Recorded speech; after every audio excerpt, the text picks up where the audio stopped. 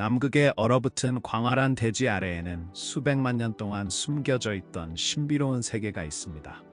우리는 이 얼음 대륙에 대해 알고 있다고 생각하지만 우리가 가정한 모든 것이 잘못되었다면 어떻게 될까요? 두꺼운 얼음 아래에는 어떤 것들이 묻혀 있을지 발견되기를 기다리고 있을까요? 이 외진 극한의 땅이 우리 행성과 생명에 대한 모든 것을 도전할 수 있는 비밀을 간직하고 있습니다. 함께하면서 표면 아래에 숨겨진 놀라운 진실을 밝혀봅시다. 1. 남극의 극한 환경. 남극은 지구에서 가장 이해되지 않고 신비로운 대륙 중 하나입니다. 많은 사람들은 그 진정한 크기나 형태를 잘 알지 못하는데 이는 종종 지도가 왜곡된 형태로 표현되기 때문입니다. 사실 남극은 5번째로 큰 대륙으로 호주와 유럽보다 크고 남아메리카와 비슷한 크기입니다. 면적은 북아메리카와 비슷할 정도로 매우 넓고 지도로 보면 유럽을 훨씬 넘어갑니다. 이 대륙은 거의 인간의 삶이 없는 곳으로 여름에는 4,000명, 겨울에는 1,000명 정도가 살고 있습니다. 온도는 섭씨 34도 이하로 떨어질 수 있으며 외딴 위치 때문에 접근이 어렵습니다. 가장 가까운 큰 정착지는 아르헨티나의 우수아이아로 약 1,000km 떨어져 있습니다. 험난한 바다로 유명한 드레이크 해협이 두 지역을 가르고 있습니다. 이 위험한 수역은 세계의 바다 중 가장 도전적인 부분 중 하나로 파도가 최대 20m에 이릅니다. 혹독한 날씨와 고립된 환경 덕분에 남극은 2018년에 러시아 선박이 처음으로 기록된 관측을 할 때까지 발견되지 않았습니다. 남극은 지구에서 가장 이해되지 않는 대륙 중 하나입니다. 여러분은 남극에 대해 더 알고 싶다면 무엇을 먼저 탐험해야 할까요? 댓글로 이야기해주세요. 이런 적대적인 환경을 고려할 때 남극에 대해 아는 것이 적은 것은 놀라운 일이 아닙니다. 하지만 제가 얼음 아래에 숨겨진 더 많은 것들이 있다고 말한다면 어떻게 생각하시겠어요? 이 거대한 얼음 시트와 그 비밀 200년이 넘는 시간이 지나도 우리는 남극에 대해 여전히 아는 것이 거의 없습니다. 특히 두꺼운 얼음 시트 아래에 무엇이 있는지에 대해서요. 얼음은 대륙의 98%를 덮고 있으며 노출된 지역은 매우 적습니다. 얼음의 평균 두께는 200m를 넘고 어떤 곳에선 거의 500m에 이르며 세계의 담수의 61%를 보유하고 있습니다. 만약 얼음이 녹는다면 해수면이 약 60m 상승하여 플로리다와 미국 동부 해안선이 파괴될 것입니다. 얼음 시트는 너무 두꺼워서 우리는 남극 내부에 대해 화성 같은 먼 행성에 대해 아는 것보다 더 적습니다. 두꺼운 얼음 아래에 무엇이 있는지를 연구하기 위해 과학자들은 비행기를 이용해 얼음 속으로 라디오파를 보내고 그 반향을 분석합니다. 하지만 광활한 대륙 위로 비행하는 것은 비용이 많이 들고 시간이 소요됩니다. 그 결과 남극의 90% 이상은 지도에 나타나지 않았습니다. 이렇게 거대한 얼음 시트 아래에는 무엇이 숨겨져 있을까요? 그리고 그것이 우리 행성의 역사를 이해하는 열쇠가 될 수 있을까요? 3. 얼음 아래에 무엇이 있을까? 지리와 특징. 남극의 광대한 얼음 시트에도 불구하고 대륙의 숨겨진 특징에 대해 아는 것이 적지만 매혹적입니다. 남극은 얼음 아래에 단일하고 통합된 육지가 있는 것이 아닙니다. 만약 얼음이 녹는다면 우리는 남극반도가 섬들의 군도로 이루어진 것, 즉 작은 남극이라고 불리는 것을 발견할 것입니다. 나머지 대륙은 큰 남극으로 알려져 있으며 해수면 위에 남아있고 호주와 비슷한 크기입니다. 이 두 지역은 지질학과 역사에서 상당히 다릅니다. 큰 남극은 동쪽에 위치하며 고대 화성암과 변성암으로 구성되어 있는 반면 작은 남극은 서쪽에 있으며 주로 퇴적암과 화산암으로 이루어져 있습니다. 작은 남극은 약 3,500년 동안 활동해온 화산과 지각탄층으로 알려진 태평양 화산대의 일부분입니다. 그 결과 작은 남극의 많은 섬들은 화산으로 얼음에 덮여 있지만 여전히 화산입니다. 대륙에서 가장 높은 활화산인 에레부스산은 극동쪽에 위치해 있으며 정상 분화구에는 용융된 용암 호수가 있어 2000년대부터 관찰되고 있습니다. 에레부스는 2020년에도 분화했습니다. 에레부스산 주변의 평균 온도는 연중 영하 7도이며 겨울에는 영하 20도, 8월에는 영하 62도까지 떨어질 수 있습니다.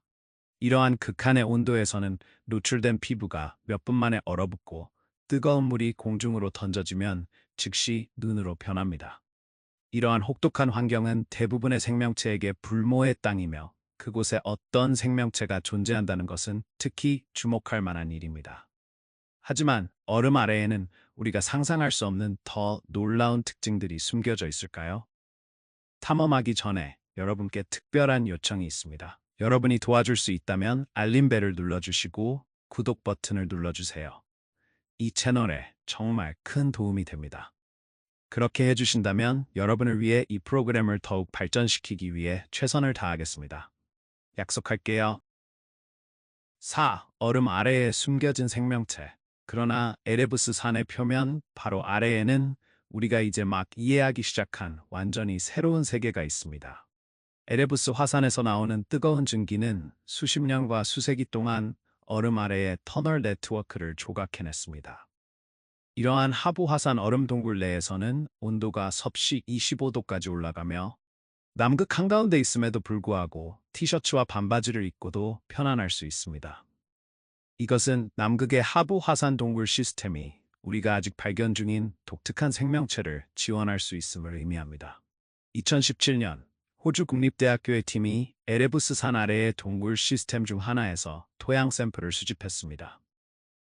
그 조성을 분석한 결과 조류와 이끼와 같은 유기체의 DNA 흔적과 더 흥미롭게도 소형 동물의 잠재적인 흔적을 발견했습니다. 이러한 동물 관련 DNA 흔적 중 대부분은 우리가 이미 알고 있는 종과 연결되었지만 일부는 확인되지 않았고 갑각류, 진해 또는 거미와 같은 절지동물 종과 밀접한 관련이 있는 것으로 보였습니다. 이는 알려지지 않은 절지동물 유사종이 에레부스 산 아래에 이러한 따뜻한 동굴에 존재할 수 있음을 시사합니다. 남극 전역의 15개의 다른 활화산이나 반활화산도 유사한 따뜻하고 증기로 조각된 터널과 동굴을 품고 있을 수 있습니다. 이는 얼음 아래에 이러한 생태계가 더 많이 존재할 가능성을 높이며 대부분 탐험되지 않은 상태입니다. 남극 위의 공중 레이더 조사 결과 얼음 아래에는 계곡, 강바닥, 언덕이 있는 방대한 경관이 드러났습니다. 이런 극한의 조건에서 생명이 존재할 수 있을까요? 그렇다면 어떤 형태일까요? 숨겨진 동굴이 어떤 다른 놀라운 것들을 담고 있을까요? 5. 가장 깊은 협곡과 지리적 놀라움. 대륙에서 가장 매혹적인 지리적 특징 중 하나는 2019년에 최근에 발견된 지구의 육지 표면에서 가장 깊은 협곡입니다. 이 협곡은 그 위의 얼음에 가려지지 않았다면 미국의 그랜드 캐니언보다 크고 규모가 더 클 것입니다. 큰 남극의 덴만 빙하 아래에는 해수면 아래로 3,500m 깊이로 떨어지는 협곡이 존재하며 이는 매우 깊습니다. 참고로 이 남극의 협곡은 대서양의 평균 깊이에 해당하는 깊이로 떨어지며 에베레스트 산의 높이의 거의 절반에 해당합니다. 지구에서 노출된 육지의 해수면 아래에서 가장 깊은 지점은 사해 주변의 해안선으로 요르단, 이스라엘, 서안지구와 접해 있으며 해수면 아래로 약 413m 떨어져 있습니다. 이 남극 협곡은 그보다 거의 8배 더 깊습니다. 협곡은 바닷속에서만 더 깊어지며 이 남극의 협곡은 수백만 년 동안 수킬로미터의 얼음에 덮여 있었기 때문에 2019년까지 존재를 몰랐습니다. 이제 얼음이 가려지지 않은 이 협곡을 바라본다면 어떤 모습일까요? 하지만 지구에서 가장 깊은 협곡은 얼음으로 가려진 대륙이 숨기고 있는 유일한 놀라운 지리적 특징이 아닙니다. 2009년에 남극에서 소련 연구팀이 얼음 시트 아래에 거대한 산맥을 발견했는데 그때까지는 알려지지 않았습니다. 이 산맥은 현재 감부르체프 산맥으로 알려져 있으며 소련의 지구물리학자 그레고리 감부르체프의 이름을 따서 명명되었습니다. 이 산맥은 길이와 높이가 유럽 남부의 알프스와 비슷하며 길이가 약 1200km에 이르고 정상 높이는 2700m에 달합니다. 이들은 육지에서 보이지 않도록 얼음과 눈 더미 아래에 묻혀 있습니다. 이들은 대륙의 얼음 아래에 숨겨진 많은 매혹적인 특징 중 하나입니다. 그런 규모의 협곡은 목격할 만한 장관이 될 것입니다. 하지만 남극의 빔은 거기서 그치지 않습니다. 얼음 아래에는 더 놀라운 것이 있습니다. 6. 중력 이상과 운석 충돌 이론. 2000년대 후반과 2000년대 초반, 연구자들은 동남극에서 큰 중력 이상을 발견했습니다. 그곳의 중력은 예상보다 약했습니다. 이 이상은 약 243km 너비에 걸쳐 있으며 얼음 아래로 848m 깊이로 가라앉아 있어 과학자들을 수십 년 동안 혼란스럽게 했습니다. 2006년 오하이오 주립대학교의 팀은 나사와 독일 항공우주센터의 위성 데이터를 사용하여 얼음 아래에 묻힌 고대 운석 충돌 분화구를 발견했다고 믿었습니다. 그러나 외진 위치와 얼음의 깊이로 인해 이 이론을 확인할 직접적인 샘플은 채취되지 않았습니다. 만약 이 이상이 실제로 운석 충돌 분화구라면 발견된 것 중에서 가장 큰 것일 수 있으며 멕시코의 치쿠룰루 분화구보다 거의 3배 더 클 것입니다. 그런 크기의 분화구를 만들기 위해서는 소행성이 약 40에서 50km 너비였을 것이며 이는 치쿠룰루 충돌을 일으킨 소행성의 약 4배에서 5배에 해당합니다. 지구의 충돌 분화구는 시간이 지남에 따라 침식되므로 연구자들은 이 충돌이 1억 년에서 5억 년 전에 발생했을 것이라고 제안합니다. 이 시간대는 2051년에 발생한 페름 트라이아스기 대멸종 사건과 일치하며 이는 지구 역사상 가장 큰 대량 멸종 사건입니다. 이 사건은 생물학적 가족의 57%를 포함하여 해양종의 81%와 육상 척추동물의 70%를 멸종시켰습니다. 만약 중력 이상이 운석 충돌 분화구로 확인된다면 그 충돌이 너무 파괴적이어서 곤도와나 초대륙의 분열에 기여했을 가능성이 있습니다. 이 충돌은 지각을 약화시켜 남극, 호주, 인도의 분리를 초래했을 수 있습니다. 깊은 남극 얼음 시트는 수백만 년 동안 대멸종의 원인을 숨기고 있었을지도 모릅니다. 운석 충돌이 남극의 경관뿐만 아니라 지구의 역사도 형성했을까요? 그 충돌이 가장 큰 멸종 사건을 이해하는 열쇠일 수 있다면 어떻게 될까요? 7. 빙하 아래 호수. 숨겨진 물, 숨겨진 생명. 광대한 남극 얼음 시트 아래에는 약 675개의 빙하 아래 호수가 있으며 2000년대부터 새로운 호수가 발견되고 있습니다. 가장 크고 잘 알려진 호수 중 하나인 보스토크 호수는 2000년대 초 러시아 연구자들에 의해 발견되었지만 그 발견은 2000년대 중반에야 공개되었습니다. 표면에서 약 400km 아래에 위치한 보스토크 호수는 세계에서 6번째로 큰 호수로 미시간 호수보다 더 많은 물을 담고 있습니다. 이 발견은 타이거 우즈가 PGA 투어에서 프로 경력을 시작한 해와 같은 해에 이루어졌습니다. 보스토크 호수의 물은 영하 3도에서 평균적으로 유지되지만 호수 아래의 지열 분출구에서 나오는 열과 그 위의 얼음 압력 덕분에 액체 상태를 유지합니다.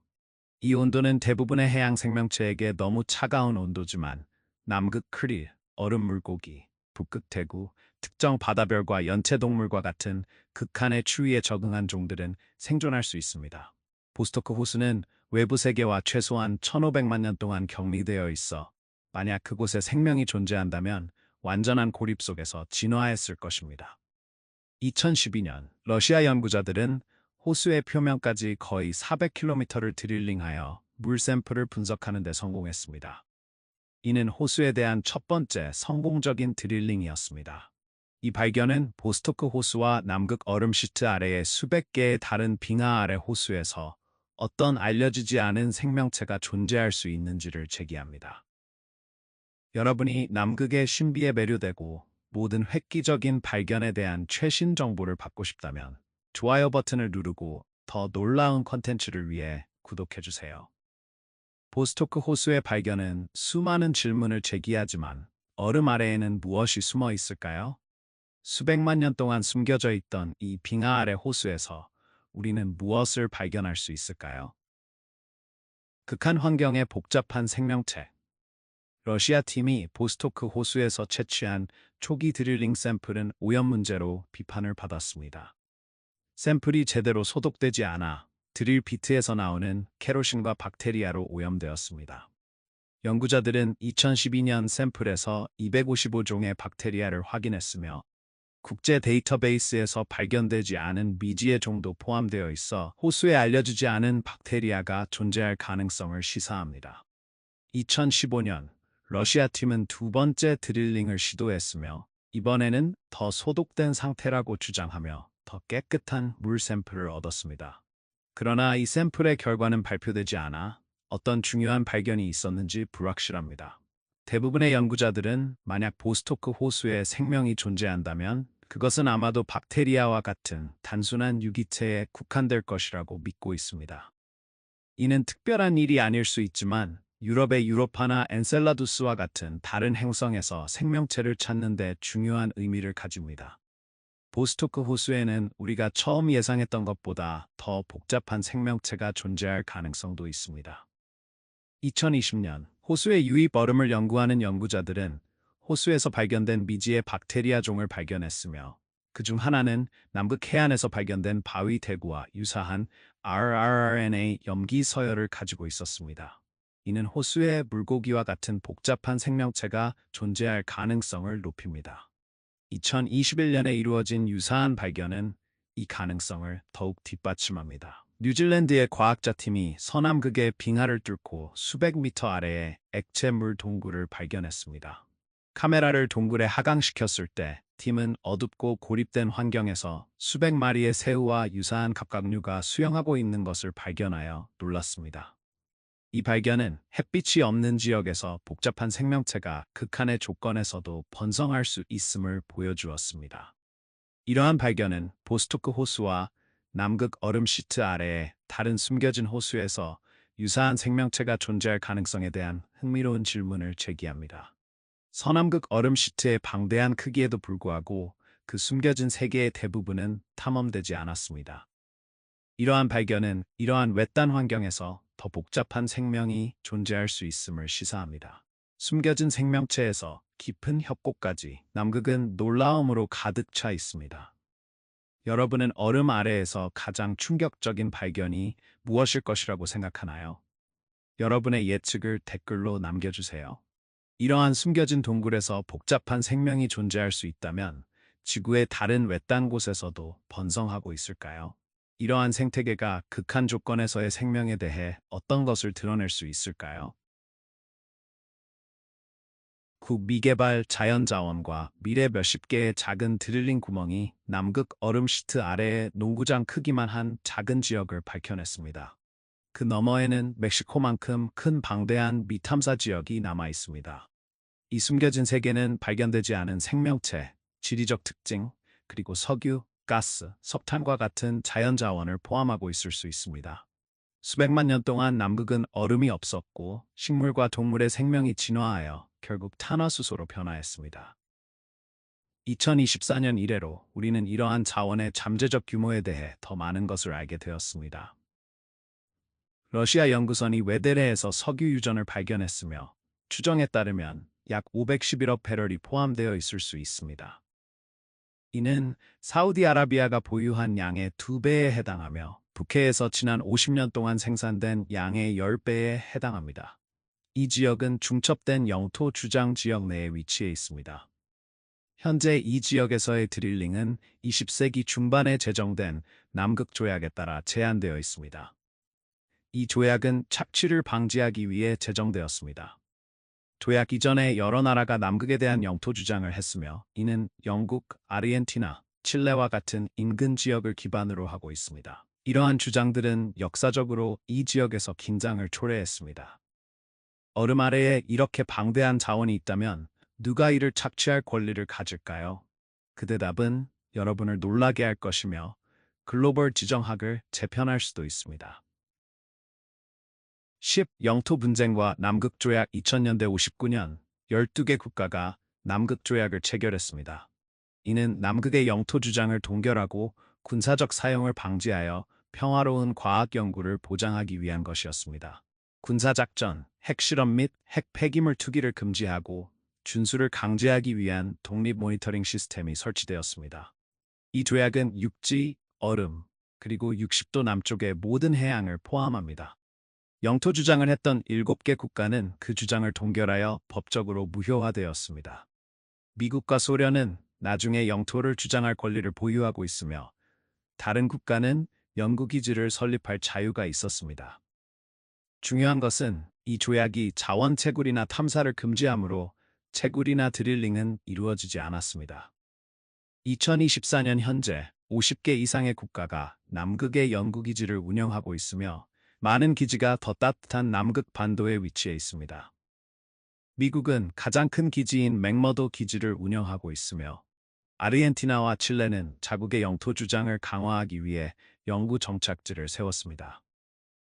아르헨티나는 심지어 임신한 여성을 남극에서 출산하게 하여 그 주장을 강화하기도 했으며 2000년대 이후 몇몇 아이들이 태어났습니다. 영국이 통제하지만 아르헨티나가 주장하는 포클랜드 제도는 오랫동안 긴장의 원인이었습니다. 2082년 아르헨티나의 침공은 영국과의 짧지만 격렬한 갈등을 초래했습니다.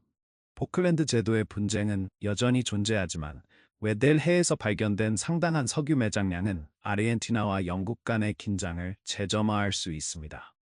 이 자원들은 수조 달러의 가치가 있으며 남극 조약이 현재 채굴을 금지하고 있지만 2048년에 검토될 예정입니다. 기후변화로 인해 얼음 덮개가 얇아지면서 석유 접근이 더 용이해지고 아르헨티나와 영국과 같은 국가들은 이러한 자원을 착취하기 위해 압박할 수 있습니다. 만약 아르헨티나가 포클랜드를 다시 통제하게 된다면 남극 석유 유전의 주장도 강화될 수 있습니다. 남극의 지정학적 미래는 불확실하며 이러한 자원에 대한 통제는 글로벌 권력 역학을 변화시킬 수 있습니다. 그렇다면 남극 자원의 미래는 어떻게 될까요? 글로벌 역학이 변화함에 따라 이 얼음 대륙에서 상상할 수 없는 일이 발생할 수 있을까요? 오늘의 영상이 흥미로웠다면 좋아요 버튼을 누르고 제 채널을 구독하는 것을 잊지 마세요. 여러분의 지원은 저희에게 매우 중요합니다.